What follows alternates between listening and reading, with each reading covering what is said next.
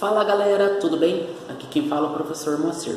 E hoje eu quero trazer para vocês aí um assunto muito importante dentro da biologia, não só importante para os alunos, os acadêmicos, os alunos do ensino médio, mas para toda a comunidade em geral. E mais uma vez, todos os assuntos da biologia, elas são importantes no nosso cotidiano. Por quê? A própria biologia, ela faz parte do nosso dia a dia. Mas o assunto da aula de hoje, pessoal, é um assunto aí bem interessante, porque o assunto de hoje nós falaremos sobre os vírus, ok? Vamos lá, pessoal, quando nós falamos vírus, a primeira palavra, qual é a definição que vem na sua cabeça? O que você lembra? Então, na verdade, muitas pessoas vão lembrar de vírus do celular, vírus do tablet, vírus do computador, e alguns vão lembrar, assim, de algumas doenças que são virais, né? Então, veja só, pessoal, os vírus, né, mesmo você lembrando ele de uma forma não exatamente daquela que nós trataremos aqui hoje, né, porque os vírus em questão, não estes vírus tecnológicos digitais, mas esses vírus, eles são caras muito evoluídos, pelo menos biologicamente falando, ok? Veja só, pessoal, para nós começarmos a aula de hoje, então, eu quero trazer aqui um pequeno trecho do livro para nós analisarmos aqui o que diz, correto? Vamos lá, pessoal. Primeira afirmação diz o seguinte: pandemias de gripe. Embora seja uma doença corriqueira, milhares de pessoas morrem anualmente em decorrência da infecção pelo vírus da gripe. Na grande pandemia ocorrida em 1918 e 1919, morreram entre 20 e 40 milhões de pessoas em todo o mundo, de todas as idades e classes sociais. Entre as vítimas estava Francisco de Paula Rodrigues Alves, o presidente da República do Brasil na época. Outras grandes pandemias foram a gripe asiática de 1957, que matou mais de 1 milhão de pessoas, e a gripe de Hong Kong, de 1968, onde morreram aproximadamente 700 mil pessoas. A pandemia de gripe pelo vírus H1N1 de 2009 matou entre 151.700 e 575.400 pessoas, principalmente no Sudeste Asiático e na África. Veja só, pessoal, nesse trecho eu comentei várias vezes sobre pandemia. E olha só, pessoal, nós precisamos então entender o que é uma pandemia, o que é uma epidemia e o que é uma endemia. O que é uma epidemia? A epidemia acontece em regiões restritas, como por exemplo aqui nessa nossa região, epidemia de dengue, ok? Bem, acontece só aqui? Não, acontece em outras regiões também, mas você observa um surto e de repente ela dá uma acalmadinha, mas depois volta novamente. Compare, por exemplo, com a endemia. Se nós pegarmos então em algumas regiões do Brasil, existem áreas endêmicas para a malária. E quando falamos aqui pandemia, endemia e epidemia, não são necessariamente doenças virais, né? Podem ter outros casos de doenças causadas por outros micro-organismos, mas que também entram nesta mesma classificação. Agora, quando você tem algo que engloba, né? Quando é algo muito grande, que envolve aí todo o planeta, nós temos aí o que nós vamos dizer, ou que nós vamos chamar de pandemia, que aí refere-se exatamente ao que nós comentamos aqui no trecho do livro, ok? Mas veja só, pessoal, vamos então começar essa nossa aula e destacar um pouquinho melhor aí do nosso objetivo. Pelo que nós lemos aqui no livro, vocês viram aí que é bem comum, né? Mais comum do que poderíamos imaginar. Mas a gripe, por exemplo, por parecer uma doença simples, ela já foi aí causa da morte de milhares de pessoas, como observamos ali anteriormente, ok? Veja só, pessoal, primeiro, o que é um vírus, né? Então, quando a gente fala assim, vírus, né, o que nós teríamos aí de definição? Então, vamos chamar esses caras, primeiro, de parasitas, né? Como falamos parasitas, imaginamos algo ou algum organismo que causa aí, digamos que, prejuízo ao hospedeiro. Então, o vírus, ele enquadra-se como parasita, causa prejuízo. Só que esse parasita, ele é um parasita intracelular. Como assim um parasita intracelular? Primeiro, o vírus, ele não tem célula. Se ele não tem célula, alguns cientistas, alguns escritores, né, alguns estudiosos do assunto, classificam estes vírus como seres não vivos, embora não seja uma parte que poderíamos que todos concordam neste ponto. Então, assim, para não haver divergências, vamos considerar então estes vírus como entidades biológicas e já retomaremos aqui este assunto. Voltando, pessoal, os vírus então são parasitas. Esses parasitas, eles são intracelulares, ou seja, eles parasitam dentro da célula, e poderíamos ainda dar uma terceira definição para estes vírus: parasitas intracelulares, como terceira definição, obrigatórios, ou seja, eles só conseguem cumprir o seu papel se eles estiverem dentro de uma célula. Definição geral: parasitas obrigatórios intracelulares. E o que são? São seres vivos? Pois bem, alguns dizem que os vírus já existem, são tão antigos, né, que eles já existem até antes da própria vida. Até porque eles são formados de estruturas basicamente simples. O que eles apresentam? Proteína e ácido nucleico. Então eles apresentam o quê? Olha só, por exemplo, nessa imagem. Nós temos aqui, ó, o vírus. Aí ele tem uma capa de proteína chamada de capsídeo. Aí veja que envolvendo o material genético nós temos um núcleo capsídeo. E ali dentro do núcleo capsídeo um próprio material genético, conforme eu citei aqui para vocês. Esse material genético, pessoal, ele pode ser tanto o DNA quanto o RNA. Então essa aí seria a definição de vírus que nós temos aqui para trabalhar nessa aula. Outro ponto importante, pessoal, é que os vírus são caras muito pequenos, né? E quando eu falo assim, caras muito pequenos, compare, por exemplo, o tamanho desses vírus que eu trago para vocês aqui. Olha só, por exemplo, olha o tamanho da hemácia. A hemácia tem um tamanho aí de 10.000 nanômetros, né? Veja que ela é grande comparado com o tamanho dos demais vírus. Veja que eu tenho vírus, por exemplo, de 20 nanômetros, 150 nanômetros e assim por diante. Então eles são muito pequenos comparado com o tamanho de uma célula ou ainda comparado com o tamanho de uma bactéria. Veja, por exemplo, esse bacteriófago. Veja que o bacteriófago, que é esse aqui, ó, bonitinho, das perninhas e tal, ele tem aí um tamanho de 225 nanômetros comparado com uma bactéria. A bactéria tem um tamanho 3 vezes maior do que o mesmo, ok? Então veja só, pessoal, o vírus, na verdade, então, só para nós termos uma ideia aí da dimensão, né, o quanto ele é pequeno, compararmos então aqui.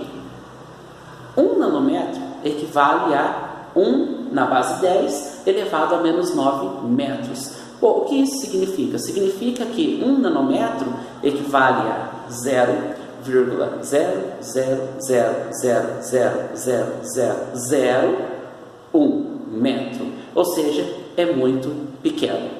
Olha só que interessante.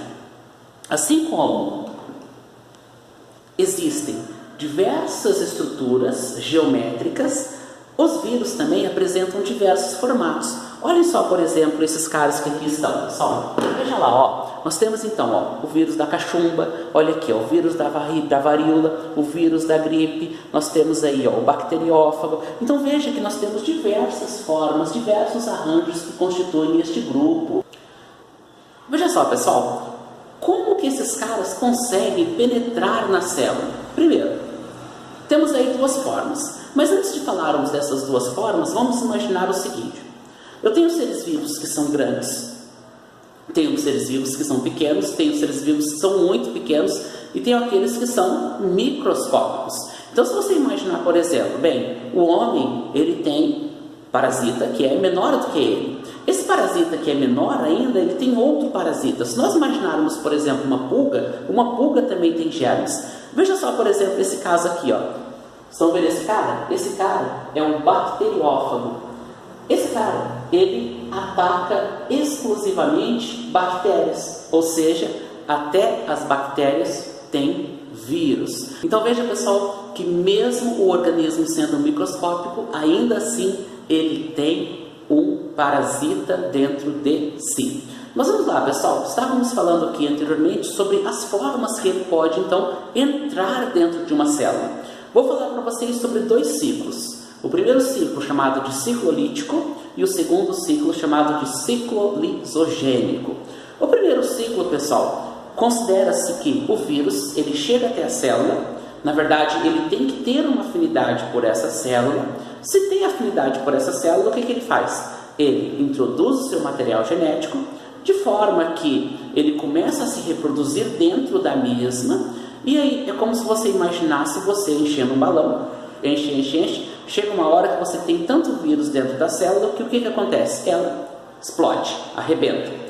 Quando acontece isso, pessoal, os novos vírus saem e atacam outras células. Então veja só, galera, já no ciclo lisogênico, o que acontece? O próprio DNA da célula, ele acaba sendo adulterado. O que o vírus faz? Ele muda a sua sequência, né? Ele introduz o seu material genético junto com o material genético da célula e ele aproveita aí a sua própria divisão para transmitir e formar novos vírus. Ou seja, após o tempo, essa célula perde a funcionalidade. E aí, para o vírus, na verdade, é indiferente, porque ele já cumpriu o seu papel. Como assim cumpriu o seu papel? Vamos entender, pessoal, que o único objetivo dos vírus é reproduzir-se. Então, se ele conseguiu fazer isso, o papel dele está cumprido aqui na Terra. E veja lá, pessoal, os vírus, eles são caras muito interessantes. Por quê, pessoal? Estes vírus, eles podem esperar anos, muitos anos aí para a sua estreia. Por quê? Se ele não está dentro de uma célula, ele entra em um estado, vamos dizer assim, um estado onde ele permanece envolto por uma cápsula e vai ficar ali esperando. A partir do momento que ele entrar em contato com condições específicas para que ele possa se reproduzir, ele o faz. Ou seja, isso pode durar 10, 20, 30, 40, 70 anos até que ele faça aí a sua estreia. Portanto, pessoal, são caras extremamente perigosos. Veja só, pessoal, os vírus, eles apresentam material genético. Portanto, eles podem ter tanto RNA quanto DNA. Por exemplo, o vírus da catapora é um vírus de DNA. Todo mundo conhece alguém que já pegou catapora um dia na vida, né? Eu já peguei catapora, talvez você já tenha pego catapora, mas enfim, a catapora é uma doença viral que é comum aí do nosso cotidiano. E o mais interessante é que, se vocês lembrarem bem, né, nós pegamos ela uma vez na vida e depois ficamos imunes à mesma. No entanto, existem alguns vírus que apresentam RNA.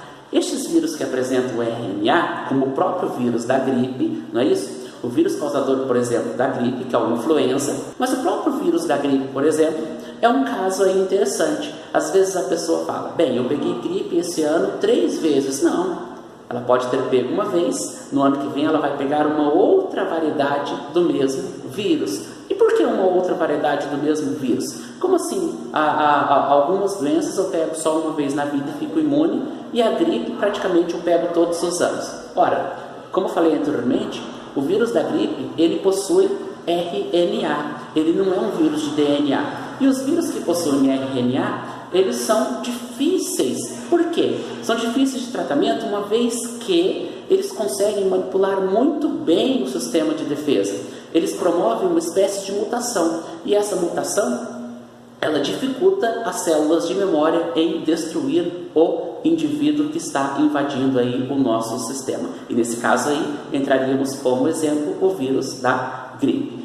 Os vírus que apresentam RNA, como o vírus que transmite a AIDS, né, no caso o HIV, são vírus, assim como o da poliomielite também, são vírus que possuem uma enzima chamada de transcriptase reversa. Bem, esses vírus que possuem essa enzima chamada de transcriptase reversa, eles conseguem fazer algo interessante. Como assim? O que é esse algo interessante?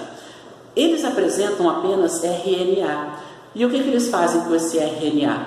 Eles conseguem sintetizar o DNA a partir do seu próprio RNA, o que seria aí uma forma inversa do que acontece nos demais seres vivos, ok? Mas vamos lá, pessoal. Quando nós comentamos aqui sobre o sistema de defesa, sobre as células de memória, é importante nós destacarmos também que o nosso sistema de defesa, né, as nossas células de defesa, o nosso sistema imunológico, ele é muito eficiente em diversos casos de infecções virais. Por quê? Veja só, pessoal. Primeiro, as células de memória, elas conseguem guardar o mecanismo que deu fim àquele agente invasor. E aí é onde nós começamos a sentir aí a febre, né? A febre começa a aumentar. Por que a febre começa a aumentar? Porque o nosso sistema imunológico está expulsando do nosso corpo, por exemplo, o vírus que causa o resfriado. E veja, por exemplo, temos diferença entre o vírus que causa o resfriado, né?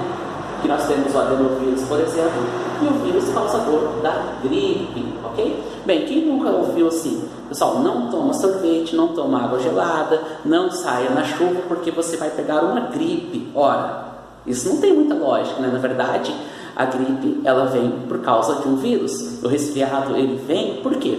Porque esses vírus, eles são facilmente transmissíveis, né? Eles conseguem passar de uma pessoa para outra de uma forma muito fácil. Na própria gripe espanhola, por exemplo, no ano de 1918, as pessoas, elas ficaram tão apavoradas, né, com aquela situação, que elas começaram ali a usar diversas táticas, né, para tentar evitar a entrada do vírus no corpo. Deixava, por exemplo, a boca, fechava a boca, colocava alho, fazia um monte aí de gambiarras médicas que na verdade não serviam para nada. Por quê? Eles deixavam expostos as únicas regiões que o vírus entraria no próprio organismo. Então assim, pessoal, os vírus, eles podem ser transmitidos, né, tanto de uma forma que nós diríamos aqui, forma vertical, ou melhor dizendo, forma horizontal. Olha só, o vírus da gripe, você está numa sala toda fechada, e aí o cidadão lá na frente espirra, né? Se você colocar uma câmera lenta, você vai ver que vai ter gotículas aí para todo lado. E essas gotículas, elas contêm vírus. Esse vírus em questão entra no nosso organismo e nós então pegamos a doença. Isso é uma forma de transmissão horizontal. No entanto, algumas doenças virais, elas podem ser transmitidas da mãe para o filho. E aí nós chamamos de transmissão vertical, ok? Mas voltando, pessoal, ao sistema imunológico, veja só. Vocês sabem que hoje nós temos vacinas para praticamente todas as doenças, embora existam algumas que estão ainda na área médica e dependem de talvez, sei lá, 20, 30, 40 anos de pesquisas aí à frente, como por exemplo, o vírus causador da AIDS. Como ele é um vírus de RNA, como citei anteriormente, ele muda, ele sofre mutação. E por esse motivo nós temos um vírus de uma doença que surgiu há muitos anos e até hoje não conseguimos chegar até a cura. Por quê? Porque ele tem essa mutação. E como ele tem essa mutação, é difícil você conseguir um sistema que seja eficiente para o mesmo. Felizmente nós temos aí vários outros casos que a medicina evoluiu e conseguiu trazer aí tranquilidade para todos os indivíduos, né? Como, por exemplo, se você acompanhar neste mesmo canal, tem um vídeo que eu falo aí sobre a descoberta das vacinas. Vou deixar o link aqui para vocês no final deste vídeo, para vocês aí conhecerem melhor aí sobre como teve o início esse processo de imunização, a imunização que estimularia o nosso organismo a produzir anticorpos contra determinadas doenças, ok? Veja lá, pessoal, quais são as principais doenças virais? Bom, pessoal, eu teria aqui várias para citar para vocês. A própria dengue que nós citamos aqui no início, a febre amarela, a catapora, se pegarmos aqui o resfriado, nós pegarmos ainda a cachumba, né, as hepatites, a poliomielite, o HIV, o meningite, o sarampo, a cachumba e diversas outras, pessoal. Mas sobre essas doenças eu quero trazer aí uma aula específica sobre as principais para nós observarmos como se dá a manifestação, a transmissão e as medidas profiláticas para estas doenças, ok? Então, pessoal, essa aula de hoje foi sobre os vírus. Espero que vocês tenham compreendido. Inscreva-se aqui no canal, siga a página no Facebook e semanalmente estamos postando aí novidades dentro da área da biologia e da química. Então aguardo vocês aí até a nossa próxima aula.